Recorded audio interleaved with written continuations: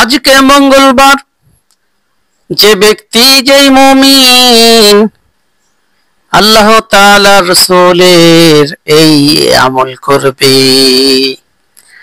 আল্লাহ রাব্বুল আলামিন তার দুনিয়ার জীবনকে সুন্দর করে দিবে। কেমন সুন্দর!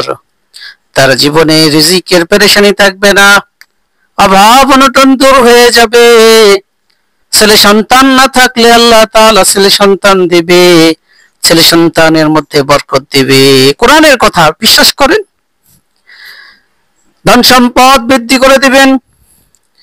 রব্বুল আলামিন আমল শিখাইছেন, ওই আমল যদি আমি আপনি করতে পারি তাহলে ভেবে রাখেন, চিন্তা করে রাখেন, জীবন থেকে সব বালা মুসিবত দূর হয়ে যাবে, সমস্ত গুনাহ মুছে যাবে, সমস্ত ইবাদতের মধ্যে আপনি থাকবেন অগ্রগামী। সুবহানাল্লাহ। ধন সম্পদের মালিক হতে চান, রাসূলের আমলটি করে নেন। সম্মানিত প্রিয় মুমিন মুসলমান ভাই ও বোনেরা, আমরা রাসূলের এই ছোট্ট আমলটি যদি করতে পারি, ফজরের পরে, আজ মঙ্গলবার, কাল বুধবার, আজ মঙ্গলবার কাল বুধবারের মধ্যে আমরা যখন ফজরের নামাজ পড়ি না কেন, আমরা সকাল থেকে শুরু করে দিব, ফজরের পর থেকে এমন আমল করা শুরু করে দিব যে আমলটি সমস্ত আমলের মধ্যে অন্যতম বিশেষ একটি আমল। সুবহানাল্লাহ। অনেকেই জানি, আবার অনেকেই জানি না। আমলটি কি? আমলটি হলো হযরত যুহাইরিয়া রাদিয়াল্লাহু তাআলা আনহুকে নবীজি শিখিয়েছেন। হযরত যুহাইরিয়া রাদিয়াল্লাহু তাআলা আনহা ফজরের নামাজ পড়ে যায়, নামাজের উপরে বসেছিলেন। নবীজি তাশতে রক্তে আসলেন বাসায় এসে দেখেন যুহাইরিয়া রাদিয়াল্লাহু তাআলা আনহা যাই নামাজের পর বসে আল্লাহর জিকিরে মশগুল আছে।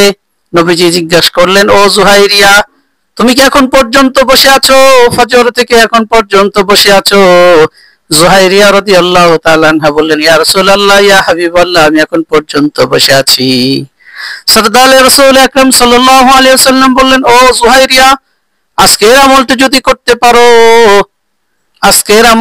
করতে পারো, যে আমলটি আমি 3 বার পাঠ করেছি, 4টি কালেমা 3 বার পাঠ করেছি, আজকে যদি তুমি 3 বার পড়ো তাহলে তুমি যত আমল করেছো তার চাইতে ওজনের দিক দিয়ে আমার আমলটি ভারী হবে। সুবহানাল্লাহ। আমলটি কি? আমলটি আমরা অবশ্যই করব, এবং এই আমল করার পাশাপাশি বিশেষ একটি দোয়া, এই দোয়াটি পড়বো, তাহলে আল্লাহ তাআলা আমাদেরকে রিজিক দান করবেন, বেশুমার রিজিক দান করবেন, বেশুমার রিজিক। তাহলে কি আমলটি? নবীজি সাল্লাল্লাহু আলাইহি সাল্লাম বলতেছেন, সুবহানাল্লাহি বিহামদিহি আদাদা খালকিহি ওয়া রিদা নাফসিহি ওয়া জিনাতা আরশিহি ওয়া মিদাদা কালিমাতি। এই দোয়াটা পড়বেন। আমি আমার স্ক্রিনের মধ্যে দিয়ে দেবো, ইনশাআল্লাহ আপনারা দেখে নেবেন। এই দোয়াটি পড়ার পরে ছোট্ট এই দোয়াটি পড়বেন, আল্লাহুম্মা ইন্নী আউযু বিকা মিনাল হাম্মি ওয়াল হুজনি ওয়া আউযু বিকা মিনাল আজজি ওয়াল কাসাল ওয়া আউযু বিকা মিনাল জুবনি ওয়াল বুখলি ওয়া আউযু বিকা মিন গলাবাতিদ দাইন ওয়া কাহরির রিজাল। এই দোয়াটা পড়বেন কতবার? 33 বার পড়বেন, 33 বার। আর আগের যে দোয়াটি বলেছিলাম ওইটা একবার পড়বেন, ওইটা 3 বার পড়বেন। নবীজি 3 বারের কথা বলেছেন, এই জন্য 3 বার পড়াটা সুন্নাত। 3 বার পড়বেন, আর এই দোয়াটা 33 বার পড়বেন। এবং বিশেষ একটি সিফতি নামের জিকির করতে হবে। ইয়া মুগনি 11 বার পড়বেন। ইয়া মুগনি, হে ধনী আল্লাহ, আমার জীবন অভাবের তাড়নায় আমি ক্ষতিগ্রস্ত আছি, দুঃখে কষ্টে আছি, টাকার জন্য পয়সার জন্য আমি দুঃখে কষ্টে আছি, আমি যেন কারো কাছে হাত না পাতি, সেই জন্য আপনি যেমন ধনী আমাকেও ধনী বানিয়ে দেন। ইয়া মুগনি 11 বার পড়বেন, এবং ইস্তেগফার পড়বেন 100 বার। 100 বার ইস্তেগফার 100 বার পড়বেন। এই কয়েকটি আমল দিলাম, এই কয়েকটি আমল করবেন, ইনশাআল্লাহ আমি গ্যারান্টি দিতে পারি। কারণ আমি গ্যারান্টি দিতে পারি এই জন্য যে কোরআন সাক্ষী।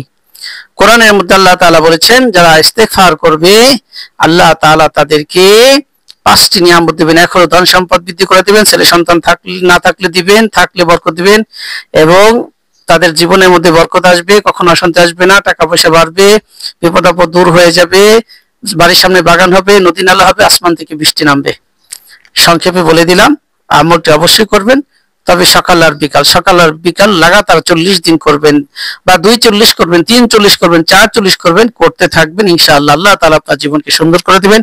আজকের আমলটি বলেন মঙ্গলবারের থেকে আমলটি শুরু করবেন। আজকে মঙ্গলবার, আজকে যেহেতু চলে গেছে তাহলে বুধবার, আগামীকাল বুধবার থেকে, তাহলে আজকে বুধবার থেকে করবেন, ইনশাআল্লাহ মাগরিবের পর থেকে বুধবার চলে আসবে, তাহলে ফজরের পর থেকে এই আমলটা করা শুরু করে দিবেন। আল্লাহ তাআলা আমাদের সকলকে আমলটি করে দুনিয়ার কল্যাণ আখিরাতের কল্যাণ দান করেন, আমাদের সকলকে ধনী বানিয়ে দেন, আমাদের সকলের মনে নেক আশাকে পূরণ করে দেন, আমাদের অর্থনৈতিক অবস্থাকে সচ্ছল করে দেন, বালা মুসিবত দূর করে দেন, আমাদের আখিরাতকে সুন্দর করে দেন। আসসালামু আলাইকুম ওয়া রাহমাতুল্লাহ।